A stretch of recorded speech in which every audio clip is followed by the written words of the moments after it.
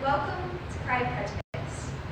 I'm Lily Marcotte, and I'm the director of Quaker Valley's very own student-run drama club.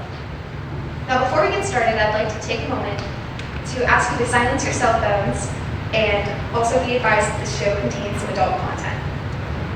I would also like to take a moment to thank our sponsors. A big thank you goes to Molly Stater, Forest Orthodontics, Jennifer Serlingione, Janice Katz, Three Little Birds, the Perel family, Bishop Electrical, the Soderstrom family, the Hassett family, Mary Chef, and Ms. Boyle. Without our sponsors, this show simply wouldn't be possible, and we are extremely grateful to everything they do for us. I'd also like to take a moment to thank our cast and crew. They are an extremely talented group of people, and I am beyond proud of them and everything they've put forth towards this play. I love them all very much, and the fact that they accomplished this during the middle of a pandemic is absolutely extraordinary. They are an amazing group of people, and I am honored to call them my family. Lastly, I'd like to thank you, the audience, whether you're family in person or you're watching at home, because without you, theater wouldn't be possible.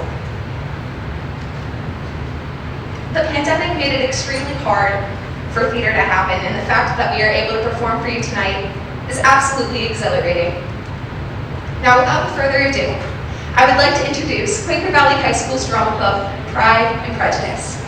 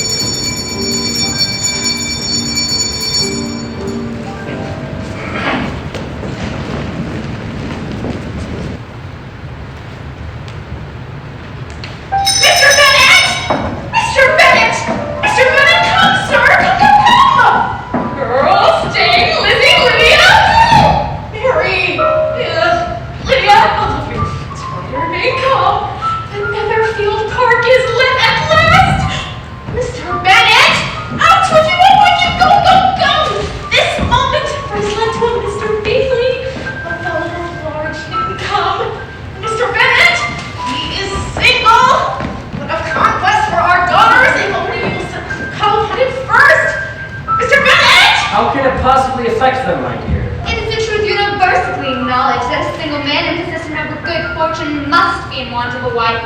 Exactly. Thank you, Lizzie. I'm sure she'll settle for one of them, but you must get there before horse-faced Charlotte Lucas. Mama, Charlotte is our friend. Well, your horse-faced friend, Charlotte's mother, is a shameless fortune hunter, Jane. She'll snap him up and try to you. Go! Mr. Bingley may have any of the girls he chooses, though I will throw in a good word for Lizzie. Thank you, Pa. Lizzie is not a bit better than the others. Not half so handsome as Jane, nor so good-humored as Lydia. Thank you, Mama. Though you will have your favorites. Mama! And she is not so tall as Mary. They have none of them much to recommend, my dear. Well, we shall never get rid of them if you will not visit even one very promising gentleman who has practically fallen into our laps. Stop that, Mary! You'll tear my nerves to pieces! I do not cough for my own amusement. Fine. You delight in vexing me. You have no compassion for my nerves, which made any woman's neck and found me like a wounded thing. My dear! I have high respect for your nerves. They are my old friends. I've been acquainted with them for 20 years, at least. Do not blame your father, girls, when he drops I dead say. before providing for your futures. Whereas you know this estate is entailed away from us when he dies, and when you are all left penniless old maids begging on the street for your friend, it'll be too late then to cry. Mama, please don't bring yourself up so. We're almost out of salt. No, I can do it for this news. No, seriously, your father does as he thinks best as the man of this household. Please. Do not resolve on penury and death quite yet, my dear. Live just long enough for me to introduce you to Mr. Bingley. Papa? I met the gentleman yesterday. Is he an officer? Is he handsome? I testified to nothing but that he has 2 eyes, 1 mouth, presumably 2 of everything that ought to be in pairs, and 1 of everything single. That he will bring in £5,000 a year, and that he will attend the Long's Ball on Tuesday. I love balls so much. $1,000 a year? Oh, Mr. Bennet, how good you are! No! No! I hope I have brought a moment's peace. Now, Mary, cough as much as you choose. Lydia, you are the youngest. I dare say Mr. Bingley will dance with you first. But you must have new slippers! Mr. Bennet! Mr. Bennet! I'm not afraid. For though I'm the youngest, I'm the tallest. A rich bachelor in the neighborhood, Jane. Whatever shall you do to get him in your clutches? One of us must save the family after all, and you are the luckiest champion. Me, Lizzie, why not you? Me! I'm an ugly, sharp-tongued, awkward little creature. But you are good and kind. You're about 5 times prettier than any other girl in the county. No, you shall have to follow Mr. Bingley's sword. Be quick about it, too. The clock is ticking for us old maids. Why should I catch him? Or me? Lydia, you're much too young to think of such things. And Mary, you... Lizzie is talking a lot of nonsense, girls, as usual. Yes, we are only joking. I must pretend that love and marriage and all that is a joke. Seems very serious to me. That is because you're far away from it. When the prospect is closer, it becomes much too frightening, and you must laugh so you don't cry. Playing games keeps insane. When the stakes and bobs threaten to drive one mad. Stop filling your head with foolishness. It's not a game, Lydia. Isn't it? There are rules, strategies, wins, losses, and it's theoretically done for pleasure. How do you know if you found the right match? Well, I shouldn't tell you, but... Yes? You know you found the right one when... Yes? A lightning bolt shoots down from the sky and flies you like an egg!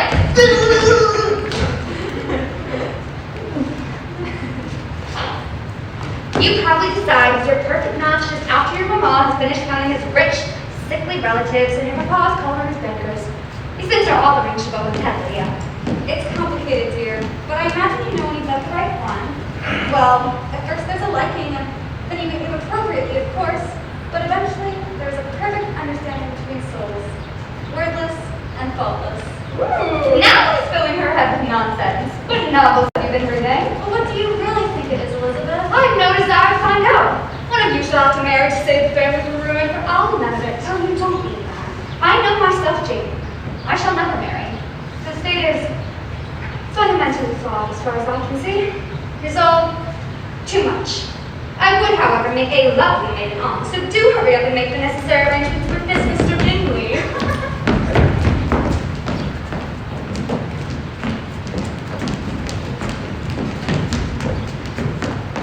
Chest and bum and eyes and smiles. Chest and bum and eyes and smiles. Catch that man with female wiles. Catch that man with female wiles. In line now, girls. Attention! At ease, girls. Do stand straight. A man likes a hunchback. It does not display you to advantage. Mary! Maybe just step back a little. This dress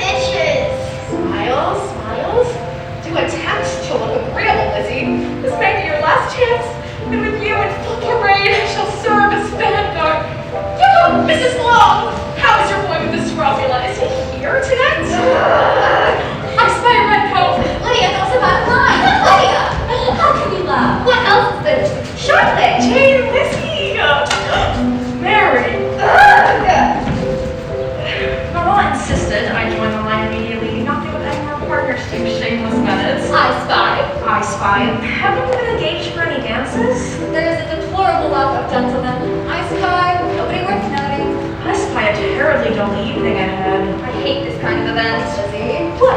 I don't like to be pushed and pulled and trodden on. I'll play a game I'd rather not win. I spy your mother ensnaring Mrs. Longstowie's son for you now. Don't squeeze it, Steve! I spy Lydia having run a too much punch with Lizzie. Oh, I do believe I spy the wealthy Mr. Bingley entering now with his equally rich sister. She's much too perfect to be admired. I'd rather hate her. Charles, but she looks most disappointing. She looks most immortal. My heavens, Caroline, have you seen such a charming room? A very rustic sort of charm. And thus natural, unaffected, wonderful. Charles. Escape, do you have a seat? Fetch. Come, sir. Come, come, come. Now, Darcy, have you ever seen livelier company? It is what? There's nothing like dancing to quicken the blood. Any savage can dance. And some do now. All of this vivacity, all these eccentricities and imperfections, it's such a refreshing contrast to London life. Don't you agree? I have never found fault with too much perfection. Oh, Darcy, there has never been a pleasanter ball nor better company, and I'm sure I never shall be happier than I am at this moment. I believe I spy my Charles! I hate this kind of event. The festival, aren't they? So vulgar and clumsy. It is a very close route. Are you getting hot? Lizzie, do people look how Mr. Bingley has a romantic bright friend, Mr. Darcy, with 10,000 Lizzie, you look lively. Oh, Mr. Bingley, my eldest, Miss Jane Bennett. Miss Bennett. Would you? Darcy, wouldn't a pair such as ourselves be a compliment to this dance? It is a compliment I never pay.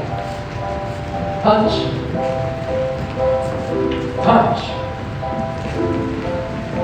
Ah, do you see, Charlotte? All the girls, Mr. Bingley chooses Jane. 5,000 a year. She shall snap him up in a choice and all our troubles will be over. Yes, Mama, yes. Who cares if Mr. Bingley is amiable or decent or even breathing? All that matters is that we'll win. 5,000 a year if only Jane can ensnare him. Yes! Watch Charlotte as I turn one skirmish into two victories. And surprise! Attack! Lizzie! Lizzie, how could you be so careless as to spill upon Mr. Darcy? Mr. Darcy, I am Mrs. Bennett, sir. And this is my single daughter, Elizabeth. Mom! This is soaking. Such a shame. Madame. Oh, you naughty girl. Won't you show her that imperfection is easily forgiven by a true gentleman and stand to dance? Your friend Bingley has already played with my eldest, but Lizzie here is free. Very free indeed. I would not want to get you wet.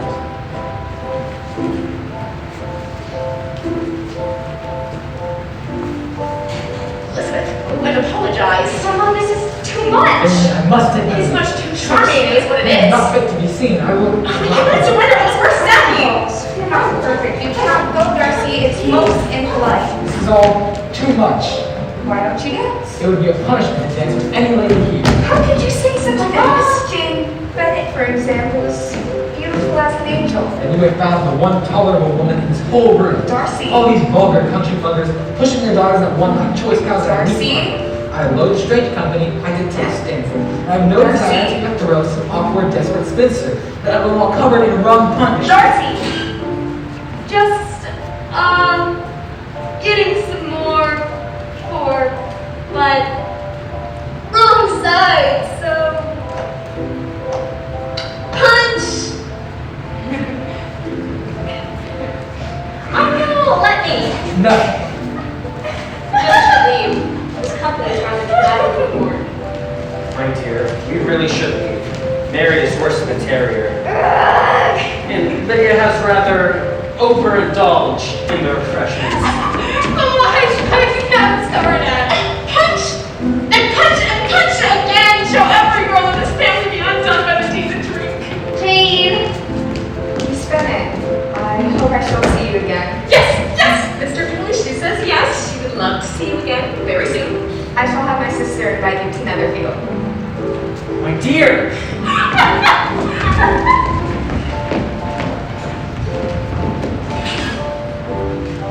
Come. Go, Jane. Baby, come.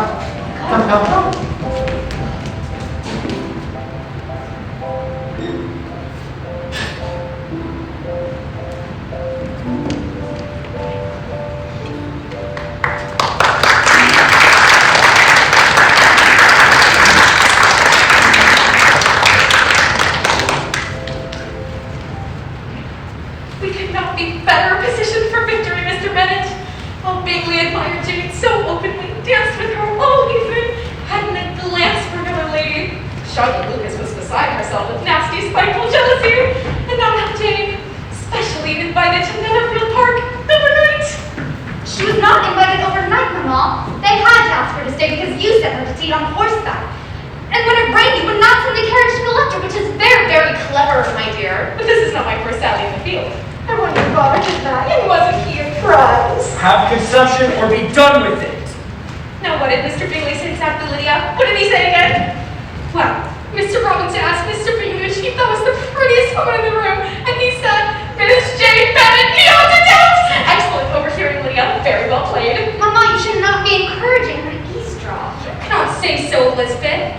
Vulgar country mothers pushing their spinster daughters. Oh, poor Lizzie. Can you believe, my dear, Mr. Darcy's so rude? But everybody says that he's fed up with pride, and I dare say he thought we were beneath him. I'm surprised you danced with that vain man, Elizabeth. Lydia, I mistake you promised never to do so. Such a waste of 2,000 pounds. Pride. Vanity and pride are different. A person may be proud without being vain. Pride relates more to what we think of ourselves. Vanity to what we have others think of us. Pride. I prefer the coffin. You see, if I were as gracious as Mr. Darcy, I should not care how proud people thought I was. I would own 100 dresses and drink a bottle of wine every day. I would drink more than you would drink more than you ought, and I would take your bottle directly. You would. I would. You would. I would. You would. Yes, I would. Oh, it's from Jane. She says not to expect her back tonight, for she has taken ill, and the doctor advises her quite seriously to rest. Oh, isn't this wonderful? Say that word that Jane can stay as long as she likes. She may stay forever. Mamma, should we send the carriage and let Jane recover at home? Are you feeling quite well, Elizabeth? Papa! She might be totally ill where it's advantageous. Papa! Perhaps she will die. Oh, that would be so romantic. Papa! Matrimonial games are women's purview, Elizabeth. And I have had enough of them when my own round was lost. Leave me out of it. We hear often of sickness from love. Perhaps this is a case of love from sickness. Very well said, Mary, indeed. If you will not bring Jane to us, then I shall go to her myself. I forbid you to do so. You may not have the carriage. Then I shall walk. Mr. Bennett! Come, Lizzie, come!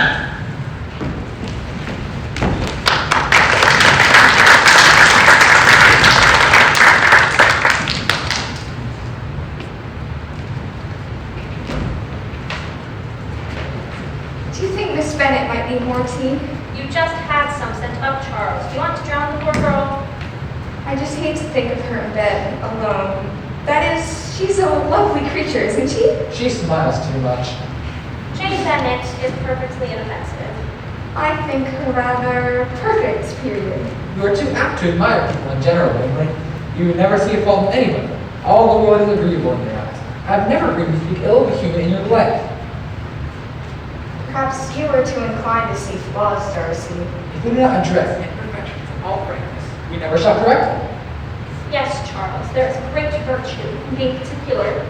I cannot stand in resistance to both of you at once, but you must concede that Miss Jane Bennett is amiable at the least. Nah.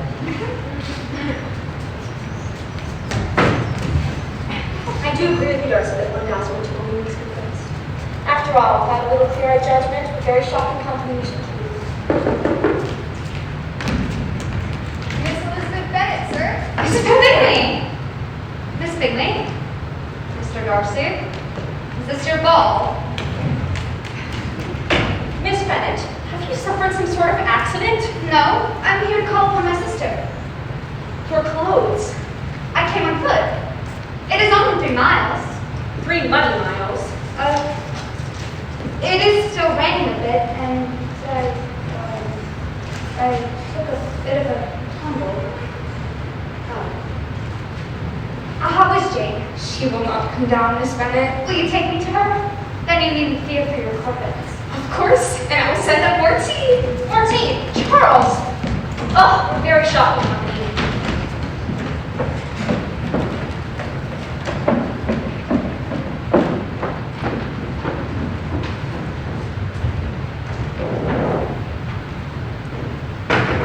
No more tea, thank you. Jane? Lydia. Yes? Oh, Lydia, I'm so glad you're here. Won't you come out now, darling? Oh, you have lumps and free. What? Jane, you gave me such a turn. I thought you were dying. And I am, Lydia. Listen, Just a cold. No, it's a disaster. How can I go down there and let Mr. Bingley see me like this? I look worse than Mary. Now you're speaking nonsense, dearest. You're beautiful as ever. You think that because you love me, but Mr. Bingley hardly knows me. First impressions are very important. If he likes you at all, Jane, he'll like you even in an imperfect state. And I'm certain that he does like you. Very much. Really? Because Lydia, I like him too. So much. He is the perfect man. Drink your tea and tell me how such a paradox is possible. Oh, I do hope water comes out of the carpet. Of course it will. It is water. 6 inches of mud on her, and did you see her hair? Caroline. To walk 15 miles or whatever it is, unchaperoned, she really is too much. I thought Miss Elizabeth Bennet looked remarkably well this morning. Charles, I'm sure your noble friend agrees with me, and you always seem to take this note. She demonstrates a shocking nearness to decorum. Darcy, don't you agree? Miss Elizabeth Bennet. Miss Bennet, how's your sister? Materially better. I dare say we will be obsolete in the morning. Oh, no! Perhaps Charles? I shall send up Charles! More tea! Bingley, sit. Stay. Good boy. Do you play Miss Bennet? A little. Does your sister still play, Darcy? Her touch on the pianoforte is so graceful, so delicate, so faultless. But then again, she is so well worn. It's amazing how all ladies are like that. So accomplished. All ladies accomplished. Charles, where can you be? All of you play instruments and embroider purses and do a whole host of fiddly little arts that leave me bewildered. Those are, of course, almost the only occupations allowed to us. If that is what you call accomplished, I'm not surprised you think all ladies so. I do not know more than 1 or 2 women that truly fit the description. I wager you set your expectations high, Mr. Darcy. What is your ideal? No woman can be called accomplished unless she possesses a mastery of music, needlework, and the language. Oh, boy, Even that is nothing if she does not know when to speak and when to hold her peace. The accomplished woman is irreproachable. An elegant ornament in a room, a sparkling delight to any eye, a flawless vessel into which the confidence of the greatest men may be safely poured. And to this facade, she must have something more serious by the continual improvement of her character. I'm no longer surprised that you're knowing only a few accomplished women. I'd rather wonder at your knowing any. I never heard of such a lady, uniting capacity, taste, and elegance with, I almost forgot, moral invincibility. Let us play fairly, Miss Bennet, and you may revenge yourself. Surely you can picture the perfect man. Is it funny? Pictures of perfection make me sick and wicked. The ideal then, if not the perfect. If I ever saw him, I should know it. Miss Jane Bennet. Miss Bennet! Did you get my tea?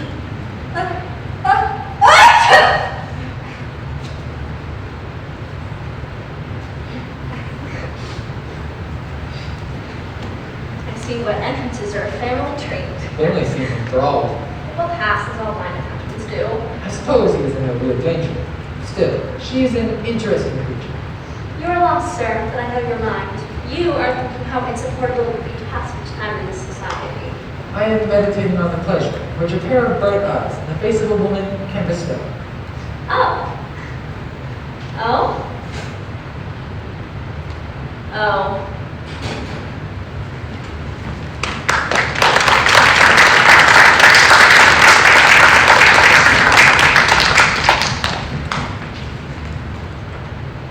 So well done, my dear. So clever. I'm glad to see you taking so serious action at last. There was no stratagem like common cold, Mamma. It is a pity you recovered. You have bewitched Mr. Bingley. He throws this ball to a purpose. He prepares his ambush, and you must prepare to be conquered. Mr. Bingley's balls, no compliment to me, Mama. Speaking nonsense. You will engage him in earnest, won't you, Jane? You won't be too diffident, will you? I will do all that is appropriate. Oh, you've always been my favorite. The rest of you are nothing to Jane. 9,000 a year. I can't wait to see the look on Charlotte Lucas's face. Come on! Mama, Jane, Lizzie, come on, Lizzie, come on, Lizzie!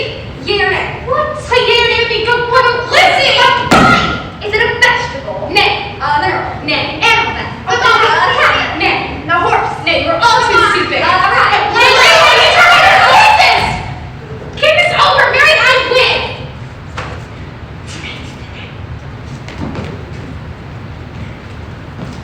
I have done my duty for the family, Mamma. I have brought home the most majestic feast. A gentleman for tea. A gentleman? Yeah. Lydia, you should not be bringing strange men home. Why not? Why not? I was chaperoned. Mary was with me, and Lord knows she's a stumbling block with blind. I thought I might do for you, Lizzie. You're welcome. My daughters, Jane and Elizabeth, Mr. Wickham. Mr. Wickham has recently taken a commission in the regiment as a colonel, sir? Only a lieutenant, I'm afraid. Oh, well, that's laudable. Won't you take a seat by Lizzie here while I fetch Mr. Bennet? It may take a moment. He's out his paper. Mr. Wickham, I demand that you come as far as Mr. Bingley's ball on Tuesday. He's Jane's beau, you know, and ever so rich. And although Jane will be spoken for, Lizzie's very available. Aren't you, Lizzie? Yeah. No bachelors will be that Jane's not beau with that atrocious Mr. Darcy. So, good Lizzie, you must come stay with me. Come, sir. Come. Lydia! Mary, do play something more cheerful. How could anything be arranged with you pounding away like that? Do forgive my sister. I think it'd be more natural with one so young. And I like high spirits. How do you find the county so far, Mr. Wickham? It is charming. And the people so unreserved. Miss Elizabeth, the Darcy your sister mentioned, is that Mr. Darcy of Derbyshire? The same. May I ask how well you know him? We are acquainted. And are you friendly with him yourself? We are acquainted. I've been connected with his family since my infancy. But perhaps I should say no more. Mr. Wickham, I will lay myself bare and tell you that I find the man very disagreeable. Then I too will expose myself entirely and tell you I am not surprised. We're expressing dangerous opinions, are we not? Not in this county, sir. He's not at all loved in Hertfordshire, and was disgusted by his pride. How discerning you all are. Well, it always pains me to see him, but I will not be driven away from this place too. Oh? In normal conversation, Miss Elizabeth, I would not break my silence, but since we are being so naughty, his father was my godfather. Oh. He loved me as another son and told me that when I came into manhood, I would inherit a most valuable living. However, when he died, I am afraid that living was given elsewhere. You were robbed of your inheritance by Mr. Darcy? I assume he was jealous of my relationship with his father. May he rest in peace. I knew Darcy despised his fellow creatures, but I had not thought of him as bad as this. To descend to Thievery. thievery. All because of his Pride. pride. Precisely. He deserves to be publicly disgraced. That may be, but I have resolved never to speak ill of him in memory of my beloved godpapa. I must thank you for allowing me to unburden myself to you, Miss Elizabeth. Oh, you may call me Lizzie. Miss Lizzie Bennet, there's something about you that encourages a man to open his heart. Thanks you. You do. Thank Mr. Bennet will be in presently. I must be on my way, ma'am. I only wanted to escort the little girls home safely. Miss Lizzie, I do hope I will see you at the ball. What a charming man, but only a lieutenant. Well, Lizzie, isn't he perfect? Lydia. What a catch, yeah! And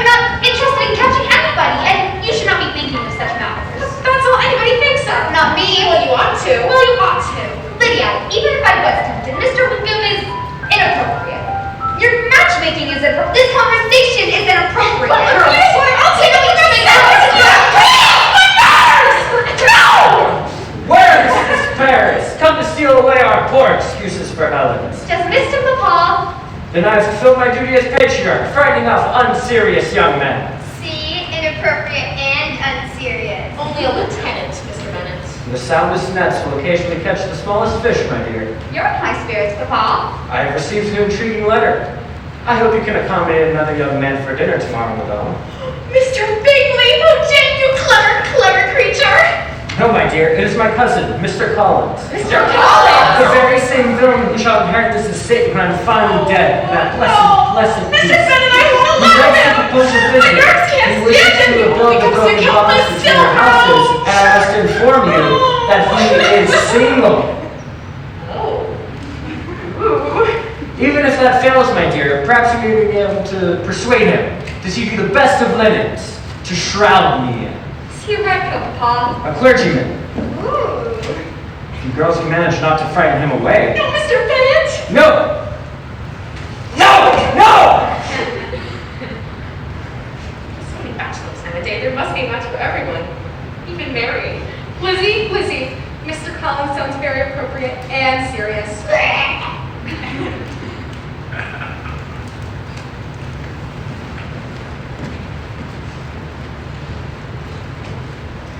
I tell you, ladies, you young ladies, you young gracious ladies of youth and grace, you ladies,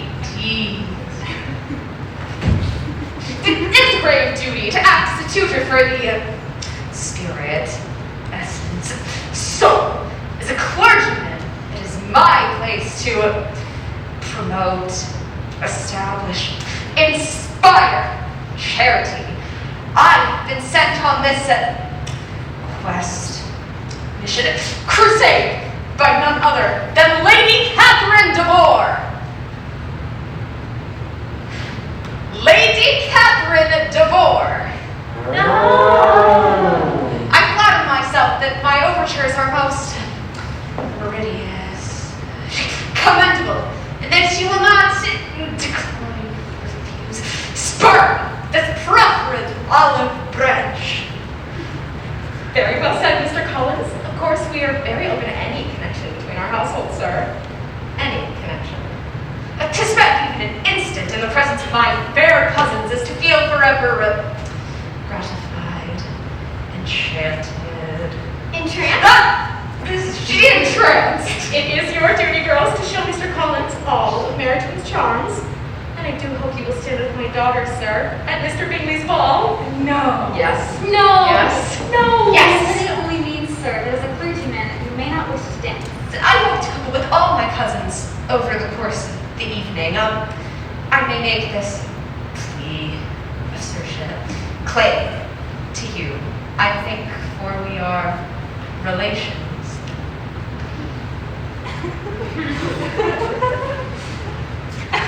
Dinner! Oh, look, it's time for dinner.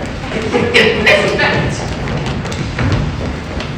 I am most determined to heal the rift between our households. To be plain, I am a bachelor, and thanks to my noble patroness, Lady Catherine de Bourgh, I am a man of some estimable, considerable fortune. Mr. Collins. Your eldest daughter, Jane. is excessively pretty. I must inform you, sir, that Jane is spoken for, but my other daughters are quite available. I'm sent to bring him to dinner, sir. But for you, my sweet cousin Elizabeth, I shall go anywhere.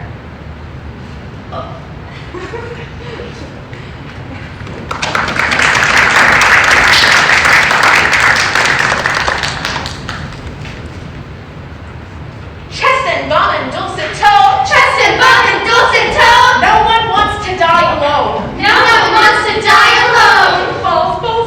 I cannot get enough of them. Charlotte! I see Jane has already spoken for. And then there were 3 in line. 4. Yes. 4. Mama, look, it's Colonel Forster. By all means, pursue him.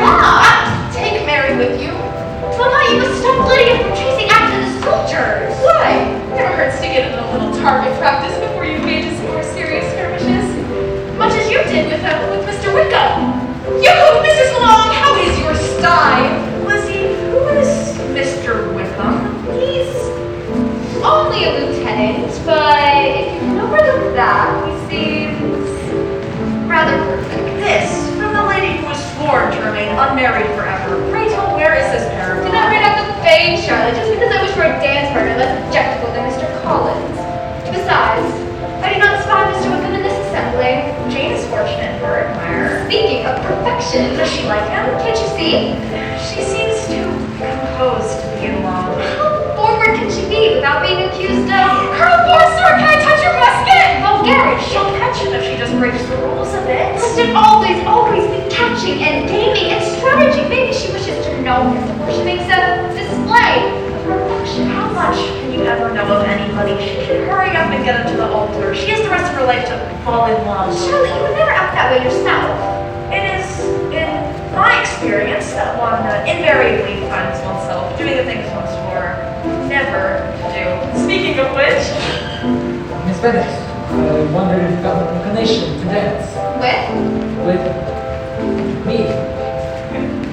But you hate to dance. If you are previously engaged, No. Yes. Fine. Let's pretend it's not Dawson, I hear. Attention, mesdames et messieurs. Now, I know you're all familiar with the charms of most of my girls, especially you, sir. But one of my young ladies is a bit more diffident. Mary! Full many a flower has bloomed to blush unseen. Not that, dear. Nobody likes an actress. Miss Mary Bennet has graciously consented to share a most unspeakable gift.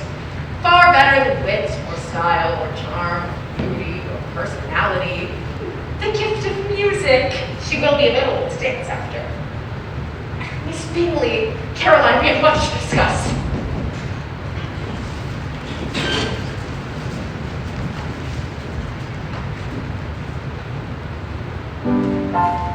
Behold, painful exertions, but lately attempting to be thought accomplished. you are joking. I must start out by being impertinent, Mr. Darcy, or I will be afraid of you. It's something amusing, Miss Bennet.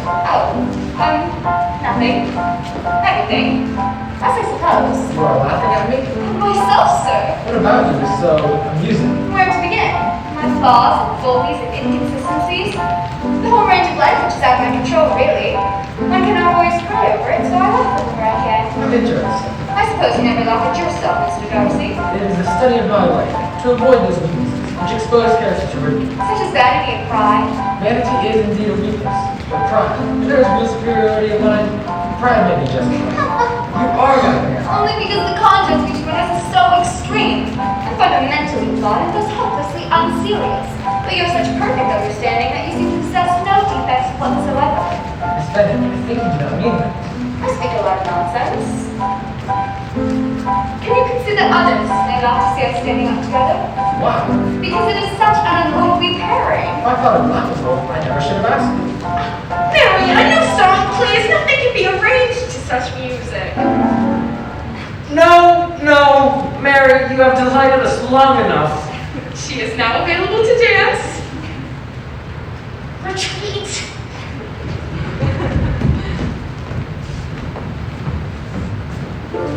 Miss Bennet, I'm also not perfect. No.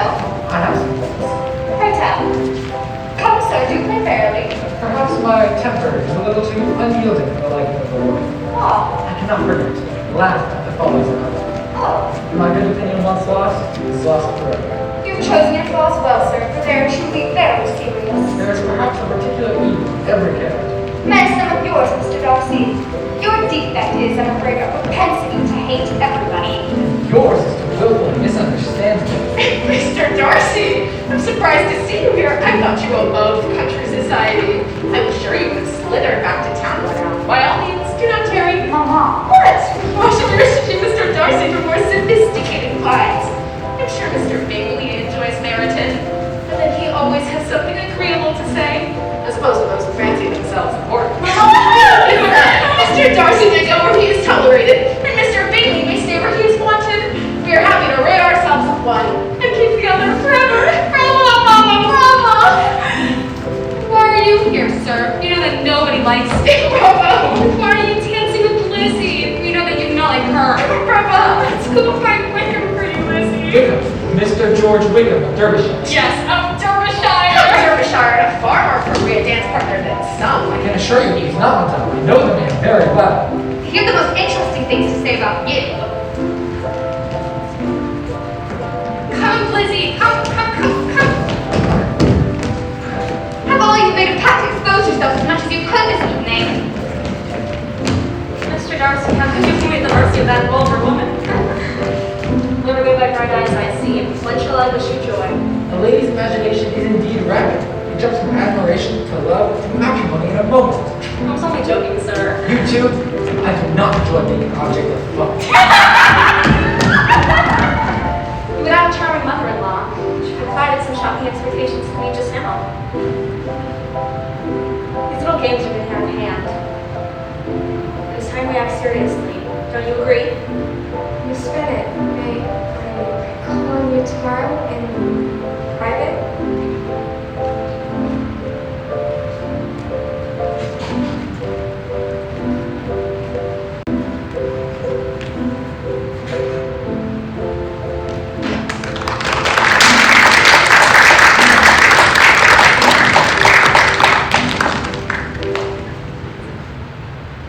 Did Mr. Bingley say when he would call? No, but I mean I go to church tomorrow in case he comes.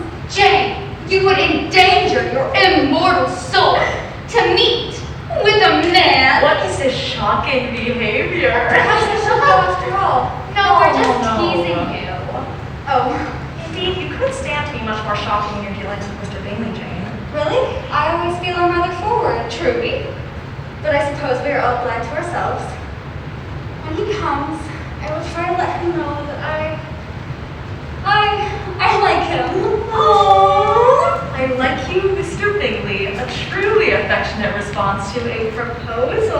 Surely, we cannot know. Jane, it is from Netherfield. Is it from Bingley? Girls, he's here. The moment has arrived. Jane, do come outside. Mr. Collins has something to say to Lizzie. Oh, my sweet cousin. Jane, do come outside. Charlotte Lucas!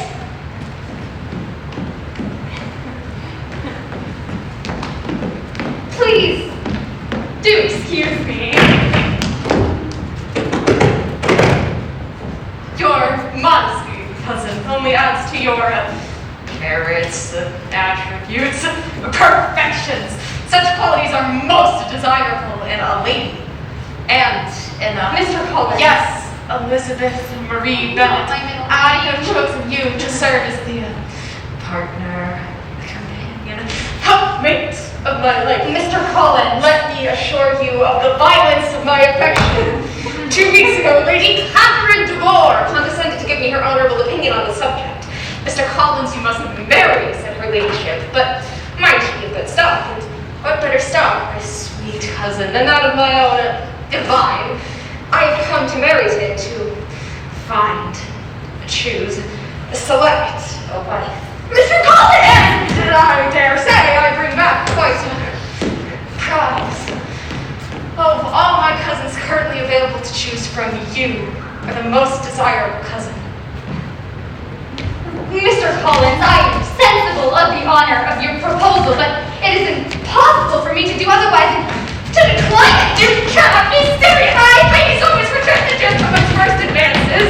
One must woo, court, wait over and over before attaining blushing surrender. I shall win this thing, and I must admit, your humility is most captivating, charming, arousing. Mrs. Bennett, do congratulate me upon the merger.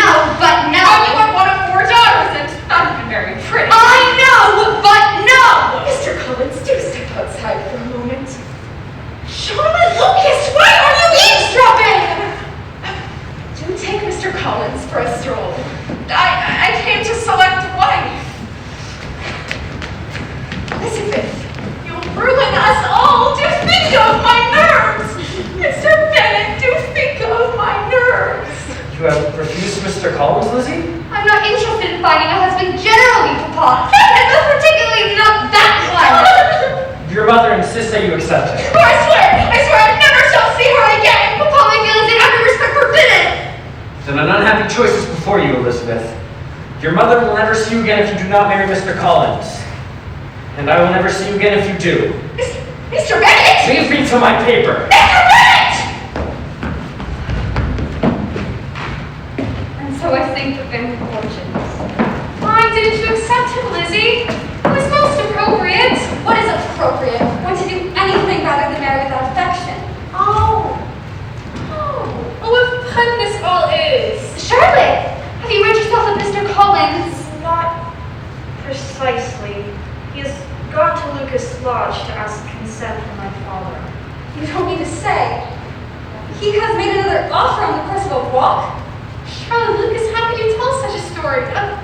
Mr. Collins wants to marry Lizzie. He refused him rather absolutely. He did come to select a wife and I was there. Oh, Lord. Go, Lydia. Go. You scarcely know him, Our Charlotte. answer to a little conversation. We can throw together a bit that all those couples have. Mr. Collins! Nobody else is asking, Lizzie. My parents have no money. I shall have no dowry, and you and I will not exactly James, are we? The clock is ticking. Marriage is a serious matter and ought to be considered rationally. With Mr. Collins, I shall have this. All of this. Yes, but the entail is not my fault, Jane, and Lizzie had her chance. There doesn't need to be any awkwardness between us, does there? Should we go laugh at this as we do everything else? Ah! Lydia, slow them off. You will visit me in Kent once I'm married, won't you? You won't abandon me just because I've stepped out of line. Lizzie, do you wish me joy?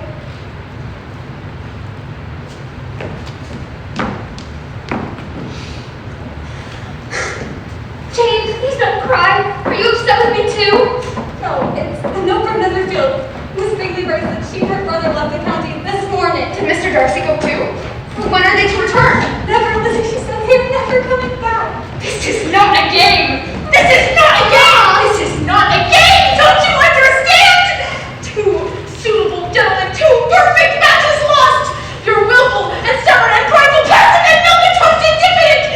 And all my work adds up to nothing. We shall go to ruin. Harry, Lydia, did you not see these stupid girls? I shall never see them again. Put me in my sick bed. Put me in my deathbed. My nerves. My nerves. I know. My nerves. I know that milk is wrong, Jane. But we will return soon. Oh, Lizzie, do you think so? Everything will be perfect. You'll see. You'll see, Jane. You'll see.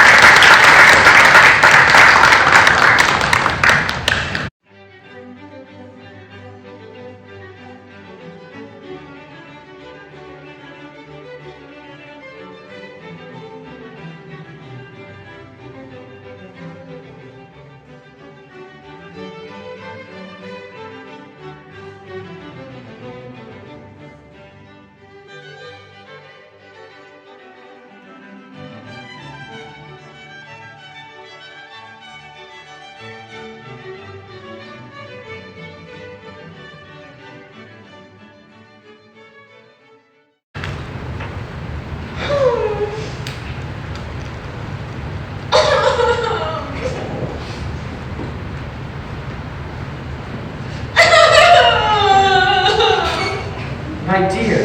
No, it's nothing. I do not wish to discuss it. Mrs. Bennett! I suppose I was just thinking of how Charlotte Lucas shall do up this room once you are dead. What do you think, Lizzie? Will she steal all of our furniture, or will she burn it down in matchsticks? She may do anything she likes, of course. She will be the mistress of this household. I do know one thing, Jane. There will be no galley of Mr. Bingley riding to our rescue, for they will have been long snatched up by some young lady with an inch of spine. Mamma! And we, just a ruined old widow and her dried-up spinster daughters. Mamma! I will weep at lost chances, but it'll be too late then to cry. My dear, let us hope for better things. That I should live to see such days. Perhaps you will die before me. Then you shall have to endure none of it.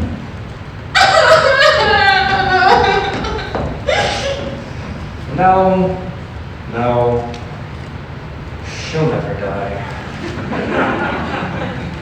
At least you stopped throwing things. It won't last much longer. Charlotte has moved to Kent, and once you return from visiting her, Mama will be much too eager for gossip to hold a grudge. And as for Bingley, he shall soon be forgotten, and all will be as it was. I have nothing to hope for, Lizzie. It was an error of fancy on my side, nothing more. He must have felt something for you. Then why did he leave so suddenly? And then no word for a month? I cannot believe that the Bingley we knew would act in such a manner. But every day confirms the inconsistency of all characters, even the ones we thought to be perfect gentlemen. Jane, do you love him? I thought love would be a faultless understanding between two people. Perfect knowledge without words needed, but I don't love his mind. His behavior is unaccountable. Lizzie, even if I did love him, that doesn't mean I know he's the right match. How does one ever know?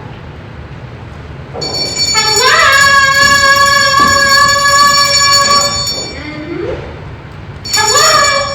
You ever guess which feast I'm going home again? Mr. Wickham! Miss Bennet. Miss Lizzie. However do you do?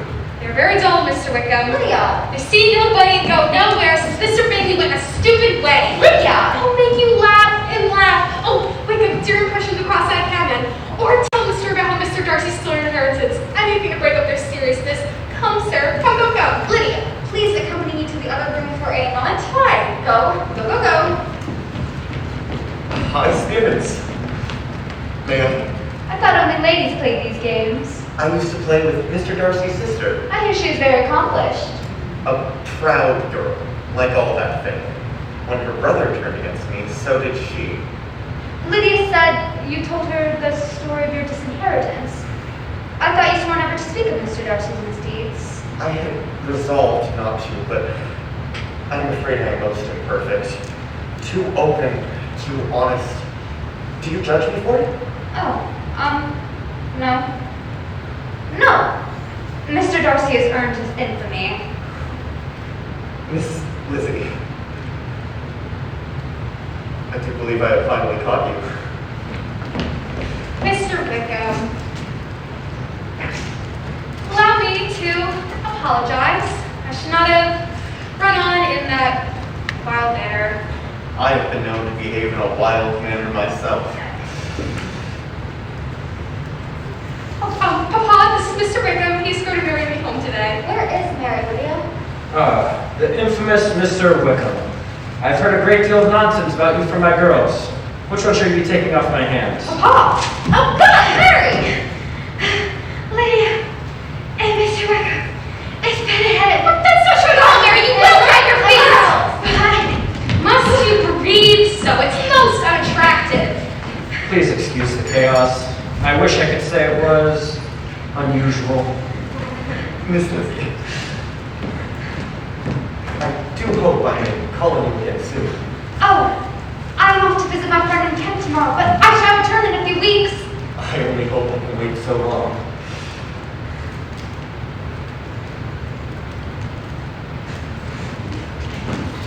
I must congratulate you, Elizabeth. Jane has been crossed in love recently, and I know women like that above all things. Gives a lady a sort of distinction. And now you have found a man to disappoint you, too. Mr. Wickham will not disappoint me if I can prevent it, Papa. Why not? He seems capable of jilting you creditably. How many times must I tell you? Tell everyone! I shall never marry! So they all say before. How can you promise to be so wiser than so many of your fellow creatures? Never send to know for whom the bell tolls, Elizabeth. It tolls for thee.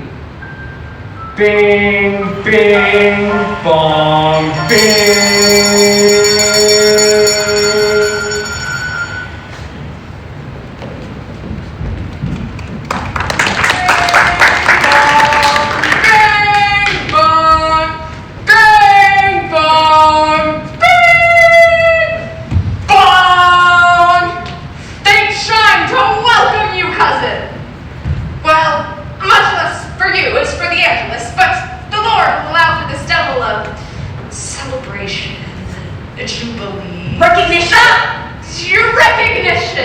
Of your visit to the big bong bang! Lydia!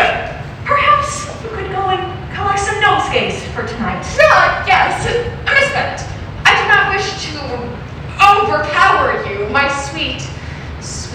sweet cousin. But I must inform you that we have been invited to tea tonight at Rosings by none other than Lady Catherine de Bourgh. Lady Catherine. De Bourgh! Yes. And you will have the inestimable honor of meeting Miss de Bourgh, her charming young daughter. She is of a which, as I told her ladyship, has deprived the British crown of its greatest star. My dear, nose case. How are you, Lizzie? A dianthus, larkspur, laburnum. He loves the garden. I encourage him to do so and to Rosings every day and tend his parishioners and be out generally. Hollyhocks, daisies, syringa. How are you, Charlotte? Life is imperfect on this side of the line too, but when I get overwhelmed or frustrated, I just play a little game. I close my eyes and drift away and let whatever is bothering me become mere noise, like birds chirping or bells ringing, meaningless. An inoffensive portion of the scenery. Nasturtiums. The house is pretty, isn't it? Yes. Yes. Ladies, the carriage will be here to fetch us any minute. Miss Bennet, what do you intend to wear? This?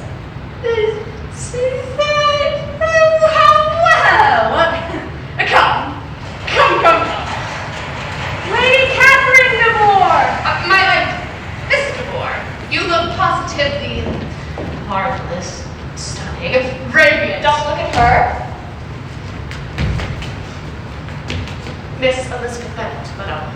Turn, Miss Bennet. Turn.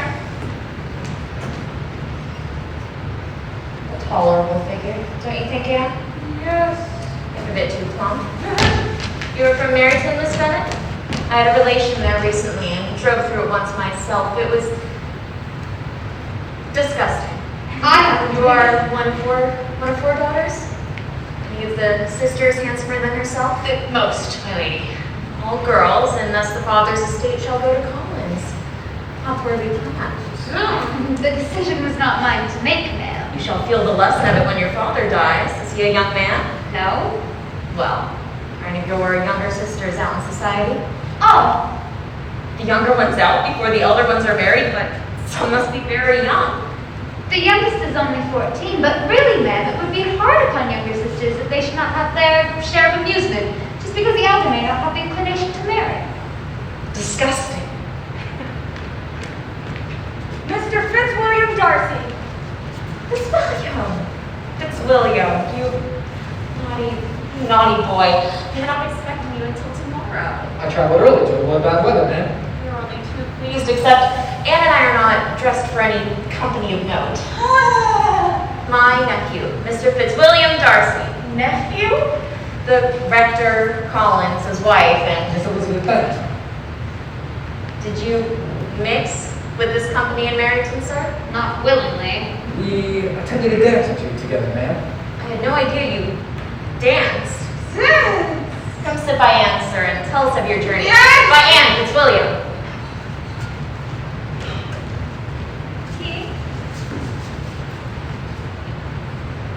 Do you play, Miss Bennet? A little, but not We well. shall hear you.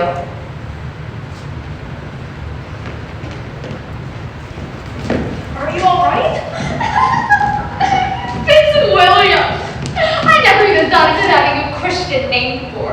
He's always only been the infamous Darcy. And Fitzwilliam! She shall hear you. No, don't look. He's staring. Fitzwilliam! It's staring! What are you looking at, sir? What is it you're talking of, ladies? Of the instrument, ma'am. No doubt it is superior to what you have known. I bought it. Fitzwilliam? I am surprised to find you in Kent, Miss Bennet. It seems you cannot escape me, sir, and vice versa. She came to visit me, sir. Miss Collins is an old friend, Mr. Darcy. You might have danced with her in Meryton. Have you ever deigned to engage young ladies in that county? I never had the pleasure of a formal introduction. And no one can ever be introduced in a ballroom. Fitzwilliam. Perhaps I am ill qualified to recommend myself to strangers. Shall we ask this gentleman of reason? Shall we ask the high man of sense, whose I do not have the talent of conversing naturally with those I've never seen before. I cannot catch their tone or appear interested in their concerns. I cannot easily say polite things, which I know are not true, or be otherwise. Unserious? My fingers don't move over this instrument in the masterly manner which I see so many women's do. Though they are capable of expression. They do not have the same force or rapidity or strength, but I know Charlotte. That is my own fault, for I do not take the trouble of practicing. Then, Mrs. Collins, neither of us performs perfectly in front of strangers. What are you talking about, Fitzwilliam? Of music. Must have my share of conversation. I will let you know what they're singing. Mr. Darcy, might I inquire after Mr. Bingley? I left Bingley in town, He left Meryton suddenly. All of you did. and will be missed. Sir, I am instructed to take your place. Your aunt wished to hear how Miss de Boer would handle an instrument. Yes! Come, Fitzwilliam. Elizabeth Bennet, I think that man admires you. Surely you were speaking nonsense. Do you still find him odious? I still find him odd. And yes, of course I still find him offensive. Remember his treatment of Wicca? His behavior appears reprehensible. Perhaps we misjudged him. Charlotte! For 10,000 a year, I could overlook all manner of imperfection. Perhaps I should have lined the company with a tune, a song, an air. Love, if you will, but very two hearts beat as one, like the double of a cherry down my chin. Juice, My dear, you need not join us. That is, you needn't leave your conversation. But I am sent away. Lady Catherine has arranged a tete-a-tete. This will be a most perfect match, for she shall wear roses and to keep company, and together they will have the greatest fortune in all of England. Indeed, and so does the hopes Miss Bingley. That Bingley brings me to my other point. Lady Catherine sent me to ask, what was the name of the lady that drove Mr. Darcy out of Meryton? A lady? Yes, for you know that was the cause. A lady? His friend, Mr. Bingley, got in a bit of a scrape with a woman. It would have been a most imperfect, unwise, imprudent match. The girl came from a common, low sort of family. If Mr. Darcy had not whisked him away, Mr. Bingley would have been caught, entangled, ensnared entirely. But, my dear, you must know. What was her name? Dinner. I love to eat roast goose with stuffing, stuffed up tight in my rectory. Lizzie, I am so sorry. I was wrong about everything the whole time. And I was right. I was right, Charlotte. I see it clearly from the beginning.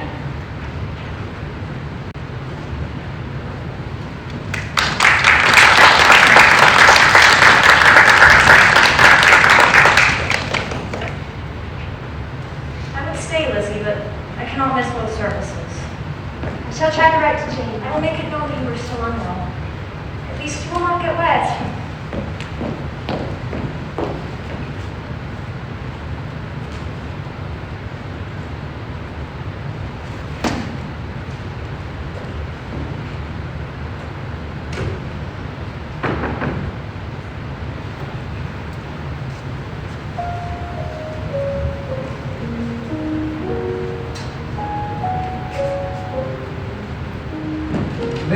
They said you were ill, and I did not see you just now in the church. I came to inquire if you are better. I am fine.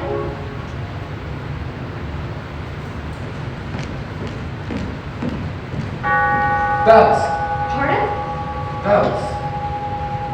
They never will ring if they are made imperfectly, you know. Weak, metal, careless manufacture, they never show sound as they should. But if they are cast of strongness, quality, you ring them once and you can't control the vibration, can you? They just go and go wherever they will, and nothing can stop them. And whether they sound for Allard or benediction, they cannot be unrung. They ring and ring until the energy is spent or they crack. What? They ring to demand. Attention must be paid. Something is happening. Something beyond our control. Something arranged over our heads has changed. In vain I struggled. My feelings will not be repressed. You must allow me to tell you how ardently I admire and love you. I love you. In spite of all, in spite of all my endeavors, in spite of the absolute unsuitability of the match and of your family, and quite frankly your own conduct, you have been snared me. Your mother taught you well. I am yours entirely. Miss Bennett, you win.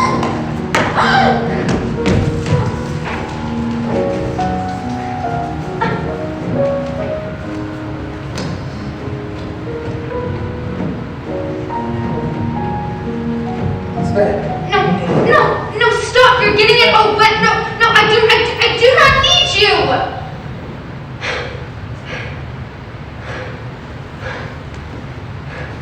If I could feel gratitude for your declaration, sir, I would thank you for it. But I never desired your good opinion. You cannot be serious. I actually am. And I'm so far from trying to ensnare you, Mr. Darcy, that I've openly decreed you as most uncivil of men. Uncivil? With so little civility, I refuse. How can I be otherwise when you tell me you only like me against your will, your reason, your character, and I have other provocations? You reproach me for my conduct, sir, but you've acted in a reprehensible manner yourself. Your treatment of Mr. Wickham. I suppose Wickham is a great favorite of you. He is an agreeable man, one whom you robbed of his inheritance over nothing but your pride. Who told you that? That is not the only claim laid against you. Have my feelings not already been decided? Have they even been favorable? Do you think I ever could have accepted the man who ruined the happiness of a beloved sister? Perhaps Mr. Wickham has told all of Meryton that I robbed him of the living promised by my father, but I dare say he did not tell what led to his disinheritance. He said Wickham attempted to seduce my sister. Georgiana was only 14 years old, Miss Bennett, a sweet, soft-hearted romantic, and innocent.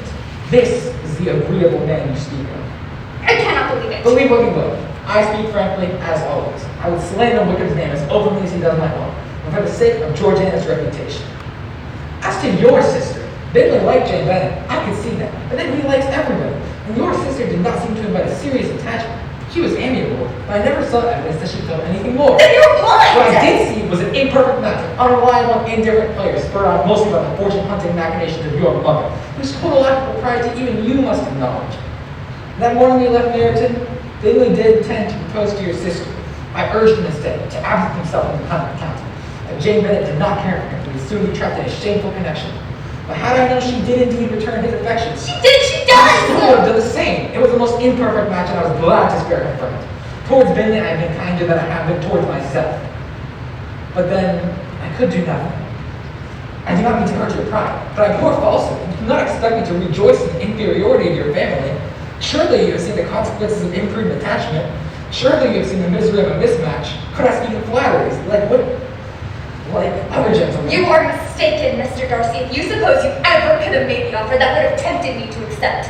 From almost the first moment of my acquaintance with you, you have been unfailingly arrogant, prideful, and disdainful of the feelings of others, particularly my sister Jane, a sweet, soft-hearted romantic, and innocent. I have no inclination towards marriage, Mr. Darcy, but even if I did, you are the last man in the world whom I would ever consider. This is too much. Miss Bennet, I swear I never shall again express sentiments which are so disgusting.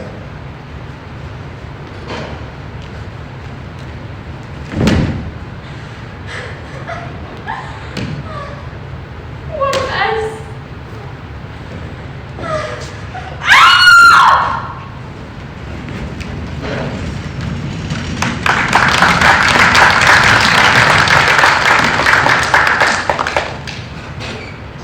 And all from that conceited, taciturn, unfeeling man. Can you believe it? You can hardly call him unfeeling. How can you defend him after what he said about my family? Lizzie, you must admit, your mother is rather exceptional. Even if, fine, but you cannot excuse his cruelty towards Jane. But if he thought her indifferent, And to Charlotte. you must allow me to make some objections in the service of such a match. £10,000. Charlotte. When will you write home to tell them the truth about Mr. Wickham? I shan't. Lizzie. Who knows what's true? Mr. Wickham tells one story, Mr. Darcy another. And whatever defense you may mount for him, Charlotte, Mr. Darcy was very insulting. It sounds as if you did him as much injury as he did you. I cannot help it. He is so self-righteous, so inconsiderate, so irritating. Whenever I'm around him, I'm irresistibly tempted to aggravate him. £10,000, Lizzie. Oh, £10,000. I would take Mr. Darcy for 100,000, even if I didn't hate him, Charlotte, which I do. shall never think of him again, and I'm very, very glad of it. Well, you may think of him occasionally during our tour of his estate. Lady Catherine has asked us to accompany her to Pemberley next week. Surely you must be mad. I cannot visit this Lady Catherine and Mr. Darcy shall not be there. She can tell the entire time. You cannot make me go alone. You won't be alone. You shall have your husband. Precisely. Come, Lizzie. Come.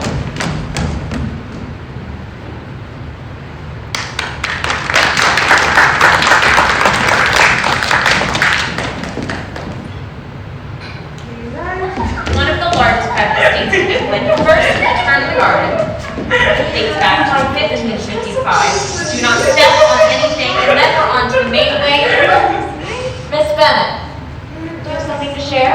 The grounds have such natural beauty, ma'am. It grows wild under Fitzwilliam's care, but I am sure that he's going to get convinced to have all of these imperfections improved. A lady's touch is needed. I will instruct Fitzwilliam to discipline the gardener. Not that he will do so properly. What do you mean, ma'am? He is far too familiar with the servants, Mrs. Collins. Overpees them, overfeeds them, and will take responsibility for every worn-out old pensioner as though he makes his estate a charity. Another thing that will change with the right-minded mistress. Don't you think, Anne? Yes! My lady, in Meryton, I knew another gentleman associated with this household, Mr. Wickham. Were you acquainted with him? The steward's boy? What? Terrible teller of fibs, as I recall.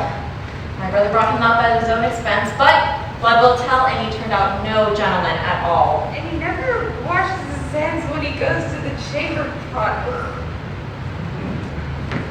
Fine shrubbery here. This statuary alone is worth over £800. And then we're on to the Lilac, primrose, hollyhock, cornflowers, moringa. My dear! Noise, birds chirping, bells ringing, meetings. The glories, the videos. Wait a What are you doing here? What am I doing here? I mean, I'm here. Lady Catherine did... Anna. We all are. But here I am. Alone. So... We were told you were away. I'm sorry to disappoint you. No. This is your home. It is big. Thank you. Miss Bennet, I did not mean to disturb. No. I mean, I am disturbed. I mean, not disturbed. This is a nice garden. I feel I need to reflect, Oh, to reconsider. oh.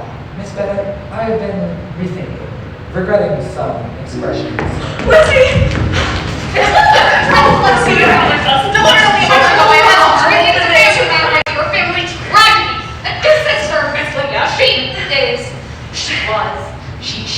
For heaven's sake, Collins, is she deceased? She has run away with Mr. Wickham.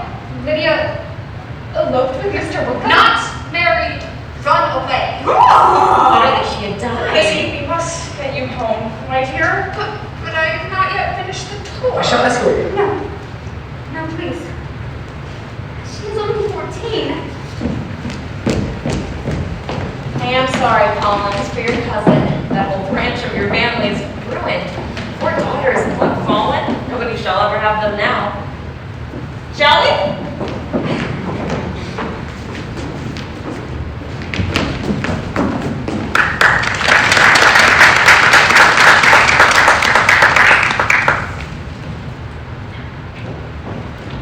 Papa has made inquiries everywhere, but there's no trace of them. I do not know what we will do. How is Mama? She must be very bad. Mama is Mary, you're back. She locked me in a closet. Lydia, when she ran up with Wickham, I was there at least an hour, but I'm recovering nicely. What, Jane? I'm not sad Lydia's gone. She's always running off and leaving me behind. Like you two, like everyone.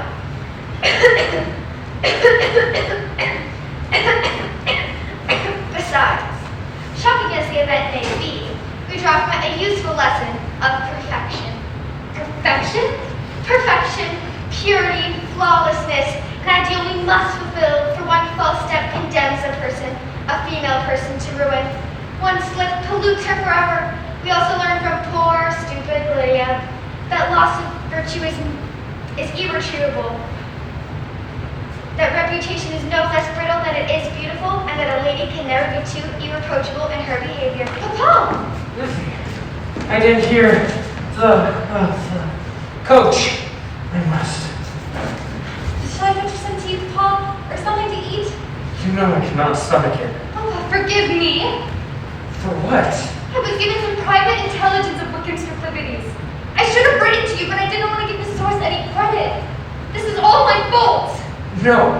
3 years out of some disappointment, I removed myself from the affairs of this family.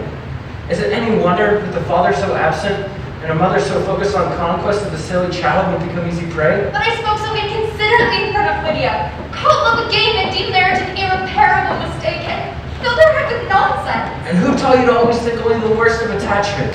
It is my fault, my poor girls. Now we are all lost. Mr. Bennett, steel your nerves. Mama, you look so well. Don't be so sure you know everything about me, Elizabeth.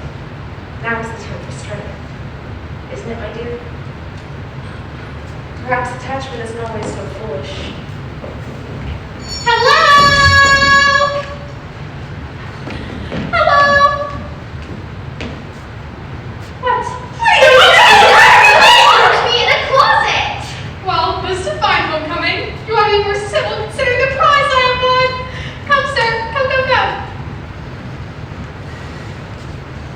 How dare you! How dare you come into my house, sir! Thank you, my mistress! No, Mr. Bennett, now, Jewel, you shall be king! And then where shall we be? I would sure hope my husband is welcome. Your husband? I told you I won a prize. Married at 14. Lydia, you've always been my favorite. I could kiss you.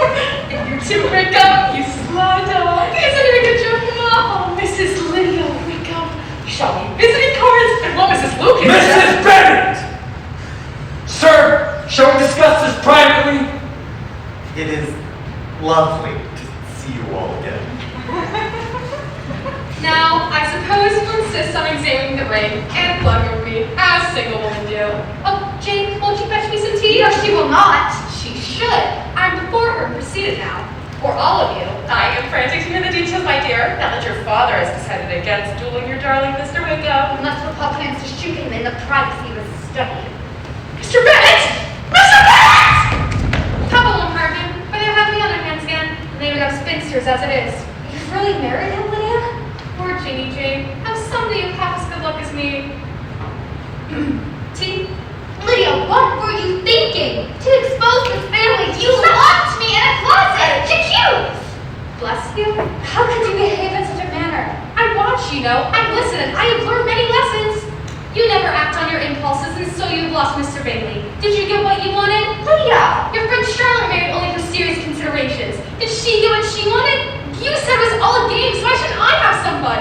I've just as much of a chance of anyone of being happy. With Wickham! A man who stole you away from your family without the slightest intention of marrying you. I knew Wickham would come around to marriage eventually. Once Darcy found us, we were at the church the next day. Mr. Darcy? Oh, I promised I wouldn't tell. What did Mr. Darcy have to do with it? Well, Darcy tried to send at the inn in London, and Darcy and Wickham talked in private, but I wasn't at the latch, as I do. And he told Wickham that if he married me, which he would have wanted to do at any rate, he would pay off all Wickham's debts and give him an annuity to keep us out of trouble. So a man had to be paid to marry you? No. Yes! No. Yes! Hush, you! All of you with your great faces! How would any of you girls know how to make a match? I thought you would be happy.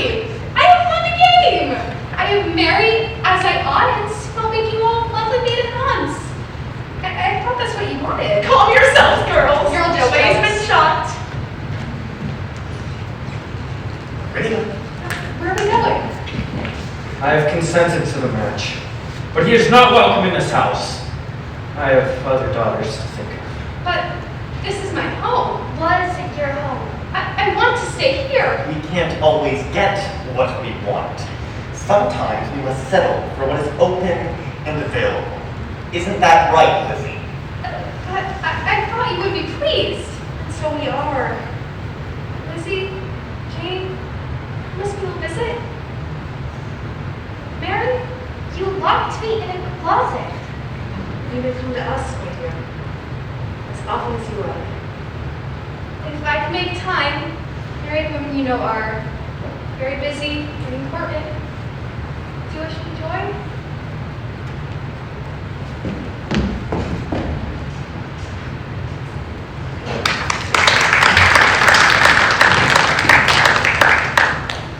This is as fine a fellow as ever I saw. He simpers and smirks and makes love to us all. Yes, isn't he charming? I must let go. So handsome. Mrs. Bennet, please! My nerves! Listen, why would Mr. Darcy interfere? It must be a credit to you. No, Jane, Mr. Darcy was the person who revealed Mr. Wickham's character to me. I'm sure he feels a sense of responsibility for not being more open about Wickham's history. To do so much just for honor's sake? Mr. Darcy is, we must concede, a most honorable man. Oh, Jane, how could I have acted so despicably? Who am I to reproach Lydia for foolishness? Mr. Darcy was right. He did hurt my pride over and over again. From almost the first moment we met. And so I endlessly indulged my cleverness, all in the service of my prejudice. I truly enjoyed detesting Darcy. It did him 1,000 times more injury than he ever did me. Abusing him openly, even to Wickham, the lowest of men. I who boasted of my discernment. Until this moment, I have never known myself. I have been so blind. What will you do? There's nothing to do. If I ever saw Mr. Darcy again, I might apologize for being so blind. Yes, well, I never shall see him again, so I know something about. Here we are, two suitable matches lost, two imperfect old maids.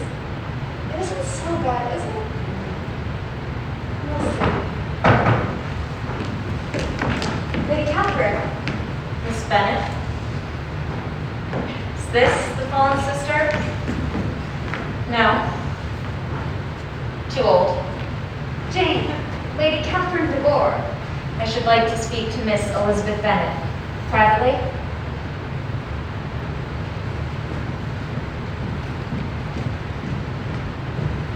Go, sister. Go, go, go. Miss Bennet, why am I here? I am here because a scandalous falsehood has been recently brought to my attention. You know the matter I am speaking of? Do not play games with me, Miss Bennet. I know you've been spreading nonsense about certain interactions with my nephew. Do you mean Expose this is the fiction of which I speak. Fitzwilliam could not have possibly made an offer to you, Miss Bennet, for he is already engaged to my daughter. Then such an offer is indeed impossible. Precisely. Now, promise me that you shall never indulge in any inappropriate feelings towards my nephew.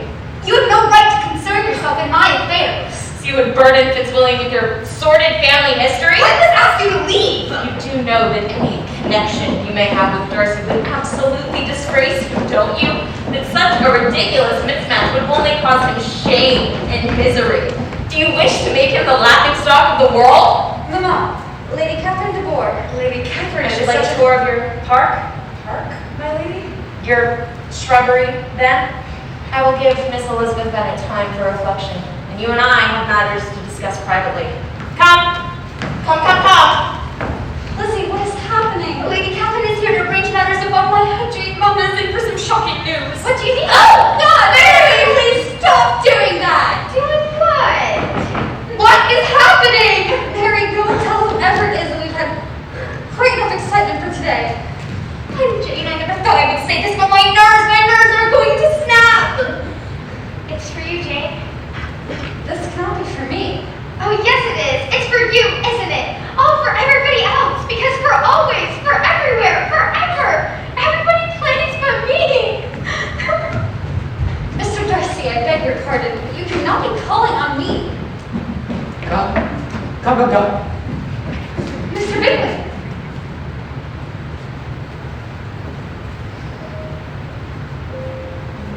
Bingley. Jane, say something. Bingley, speak. Who wants to go for a walk? So it can't always be faultless, Lizzie. Not always wordless. Come, sir. Come.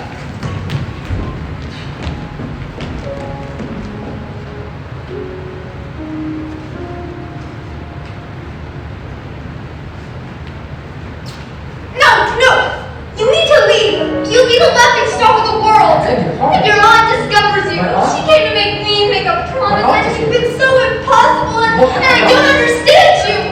I must thank you for bringing Bingley. It was the right thing, given. And you do seem to do the right thing often, and I also must thank you for your actions with Lydia. That was also the right thing. It was my fault. No, Mr. Darcy, that was my fault. It's mine. It was mine. No. No, would you not argue with me for once? It was mine. It was mine. You do these perfectly honorable deeds, sir, and say these beautiful things despite not being good at talking, really. And you seem so. But then you do these other things. You act in a quite appalling manner, and I can't see straight, and I can't talk, and no. I meant to be serious. I mean to apologize. I'm sorry for several, many, not all, but some things. And I don't want you to be ruined, and I don't want you to be the laughing stock of the world, so just leave. Now, please. What kind of promise did my aunt try to extract from me? That I would never indulge in inappropriate feelings towards you. You must have found that easy enough. Didn't you? I cannot think with all this ringing! Didn't you? What does it matter, Mr. Darcy? You're engaged to your cousin. Mr. Bennett! Wake up! The game is afoot! Mr. Darcy, are you come to fetch your aunt? Oh, no. That's you! Catherine! Mama! Jane! Mr. Bingley! Mrs. Bennet. Mama! Mary! Mr. Bennett! Lizzie! What is all this racket? Mr. Bennett, Bingley has come again. The Lady Catherine divorced. Sir, I wish to believe your daughter, Jane? Elizabeth, Lizzie? is trying to catch my nephew, Bingley? Fitzwilliam. No, not again. Your Elizabeth is trying to catch my Darcy, and I'm here to put a stop to it. This is a serious matter, sir. I told her, my dear. I told her ladyship it was impossible, for she assures me that first of all, Mr. Darcy is engaged to her daughter. No. Fitzwilliam. Aunt Catherine. It is a de facto engagement. Aunt Catherine. You've been intended for each other since infancy. You are not engaged? It is the perfect match! Even that, my lady, is quite irrelevant. For Elizabeth has always been very open about the fact that she hates Mr. Darcy in all extremity. Always has and always will. Isn't that right, Lizzie? Lizzie, isn't that right? I find that perhaps I've spoken a lot of nonsense, Mama. I do not actually hate him. I shall not stand Peace, by! Lady Catherine. There is hope yet. Mr. Darcy, I thought you never looked at a woman but to see a flaw. But you shall still be disappointed, sir, for my Lizzie is firmly resolved against marriage altogether. Aren't you, Elizabeth? Ask not for whom the bell tolls, Lizzie. Oh, Lizzie, now only say my family! This is nothing to do!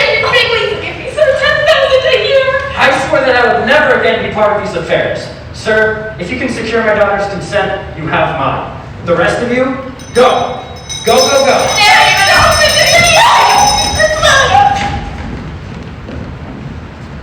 Now, Mary, when is your gentleman to come in? This is all so mortifying. Your family is. So was My yours. sister is lovely. So was mine. One of mine. My father is the best of men. So was mine, and even my mother has her virtues, so I can't believe I'm saying Your it. cousin is intolerable. So was yours. Yes. So, did you not hate me? Rather the opposite. No, exactly. It's just, it also feels like it's arranged beyond my control and so ridiculous and it's not perfect. No. So I don't know if this is the right match. How do you know? I do not know. I do not know. I do not know. This is all too much. Then let us make it a game. It is not a game. It is serious, but it isn't just serious, but it is nonsense. But it isn't. Then let us make it a dance.